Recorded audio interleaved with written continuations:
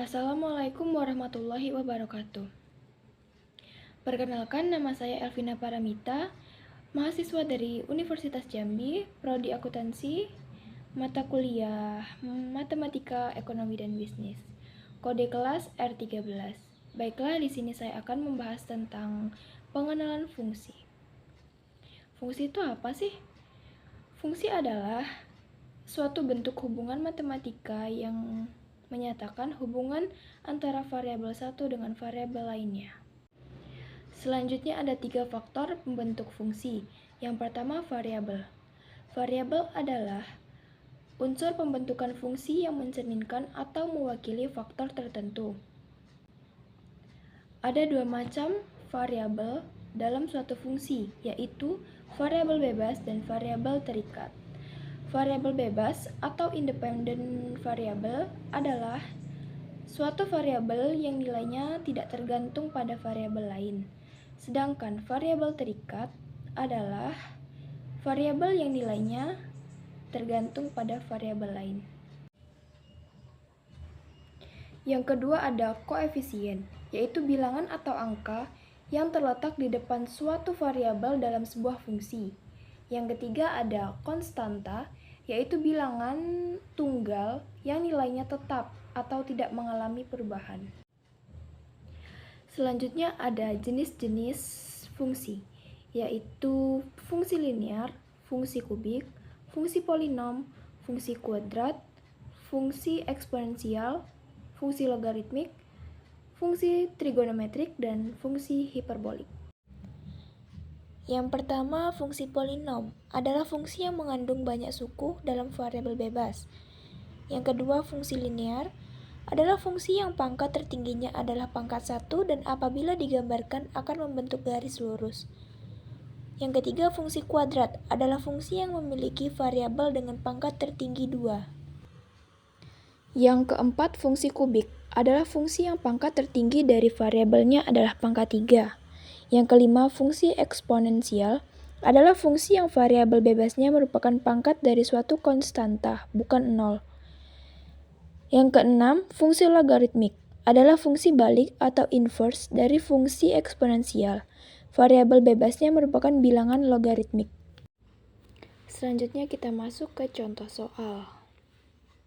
Baiklah, kita lanjut ke contoh soal yang pertama, yaitu Y sama dengan 3 ditambah 2X, tentukan nilai Y untuk X 0, 1, 2, 3, dan 4.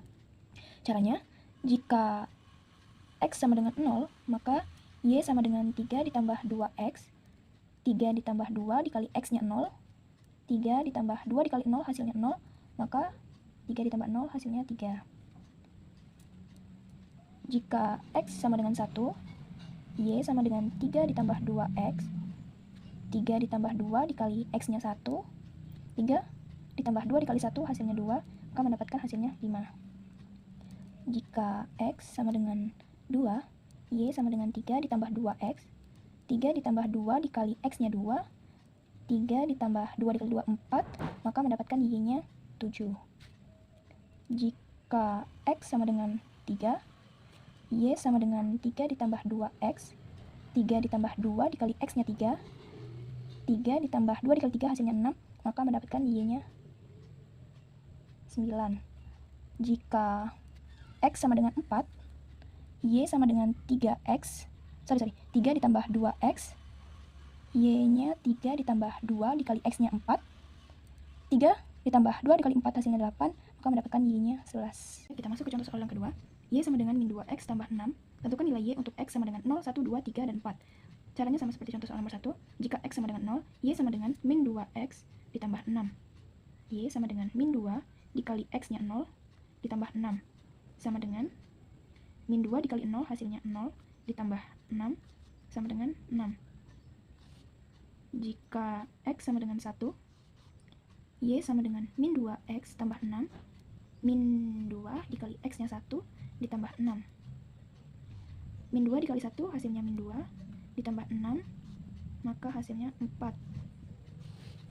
Jika X sama dengan 2, Y sama dengan min 2X tambah 6, min 2 dikali X-nya 2 tambah 6, min 2 dikali 2 hasilnya min 4 ditambah dengan 6, maka hasilnya 2.